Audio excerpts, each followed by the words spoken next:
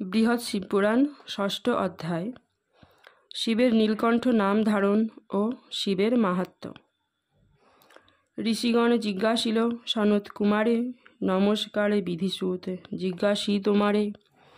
শিবের পরম তত্ত্ব করিয়া শ্রবণ, সফল হইবে এবে মোদের জীবন। বিস্তার করিয়া বল তাহার মহিমা, শুনিয়া পুরায় সবে মনের কামনা। নীলকণ্ঠ নাম শিব ধরে কি কারণ, বিস্তারিয়া কহ তাহা বিধির নন্দন। এত শুনি বিধিসূত কহে পুনরায়, শুনো শুনো সেই কথা কহিব সবাই। পূর্বকালে সুরাসুর মিলিয়া যতনে, সাগর মন্থন করে অমৃত কারণে। মন্থনের দণ্ড তাহে মন্দর ভূধর, বাসুকী হলেন ঋজু খ্যাত চরাচর। দুই দলে দুই দিক করিয়া ধারণ, আরম্ভ করিল যত্নে সাগর মন্থন। বাসুকীর মুখদেশ অসুর ধরিল, পুচ্ছদেশ দেবগণ ধরিয়া রহিল। মন্থনের বেগে পৃথ্বী কাঁপে ঘন ঘন, সুরাসুর দুই দলে করিছে যতন। ক্রমে ক্রমে নানা দ্রব্য উঠিতে লাগিল, সকলে বাসনা মতো গ্রহণ করিল। সাগর মন্থনে উঠে দেব শশধর, রহিলেন তিনি গিয়া আকাশ উপর। উচ্চৈঃশ্রবা অশ্ব উঠে সাগর হইতে, দেবেন্দ্র নিলেন তাহা পুলকিত চিতে। ঐরাবত গজে ক্রমে মন্থনে উঠিল, ইন্দ্রদেব সেই গজ গ্রহণ করিল। ক্রমেতে উত্থিত হল কমল আলয়া, বৈকুণ্ঠে হলেন তিনি শ্রীহরির প্রিয়া।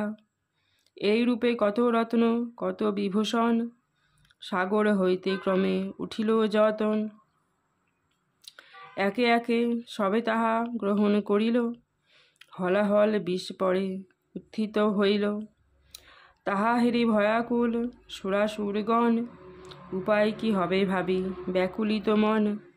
কালকূট মহাবিষ অতি ভয়ঙ্কর, তাহা হেরি সুরাসুর চিন্তিত অন্তর। বিষের তেজেতে ধরা বিনাশিত হয়, বিশ্ব সৃষ্টি লোপ পায় নাহিকো সংশয়। উপায় কি হবে ভাবি চিন্তিয়া সকলে, উপনীত ধীরে ধীরে শিবের গোচরে। শিবের প্রণমী সবে কহেন তখন, বিশ্ব সৃষ্টি লোপ হয় ওহে পঞ্চানন। কালকূট বিষ উঠে সাগর মন্থনে, কি হবে উপায় এবে কহ সভাস্থানে। বিষের তেজেতে মরে এ তিন ভুবন, উপায় করহ এবে ওহে পঞ্চানন। নমস্কার নমস্কার ওহে আশুতোষ, ইহার উপায় করি করহ সন্তোষ। তোমার মহিমা দেব কে বুঝিতে পারে, কৃপাময় হও তুমি যাহার উপরে। তাহার ভাবনা কিবা ওহে মহেশ্বর, ইহকালে মহাসুখী হয় সেই নর।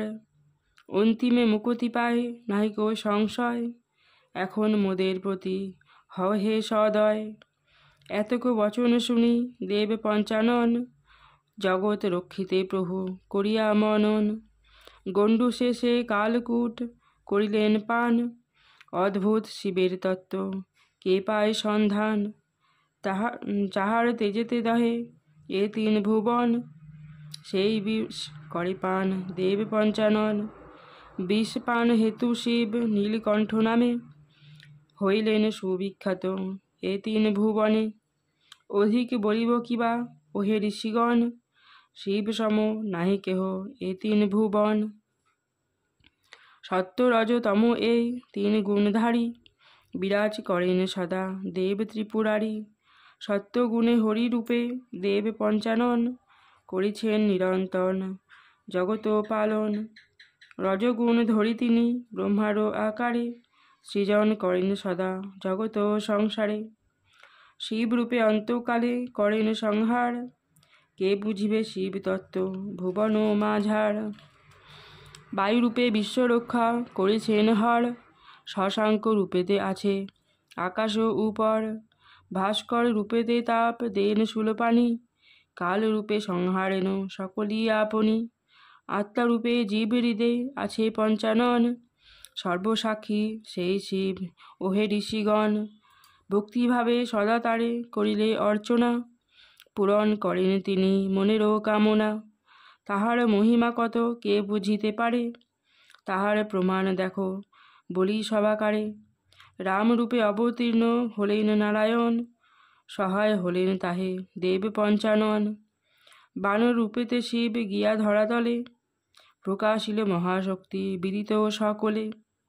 নইলে কিবা শক্তি ধরে রঘুন নন্দন, জানকী উদ্ধার করে নাসি দশানন। অতএব ভক্তিভাবে পুজো হো শিবরে, লোভিবে পরম পদ কহি সবাকারে। শিবের সন্তোষে তুষ্ট যত দেবগণ, শিবের পূজনে হয় সবার পূজন।